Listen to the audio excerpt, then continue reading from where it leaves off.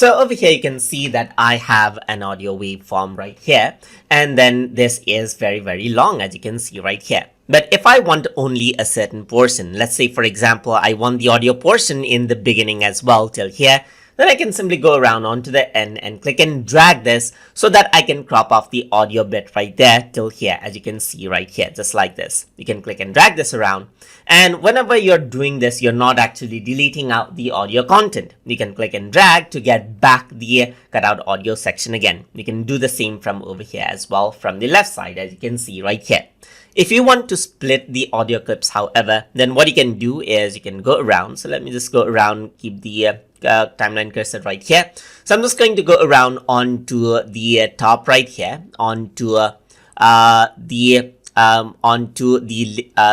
me just go around, select this and go around onto the top. Onto the clip section, you can see that split clip at current frame is an option. So once the audio layer is selected, and if you were to click on this, you can see that this is what you have. The audio layer has been splitted out into two, as you can see this like that. And that is how you can split out audio, and you can get back the part over here as well, because this is actually a duplicate right here, as you can see. So that is how you can crop and split out audio inside of Toon Boom Storyboard Pro. So I hope you guys learned something as always. And as always, please like, comment, share, and subscribe.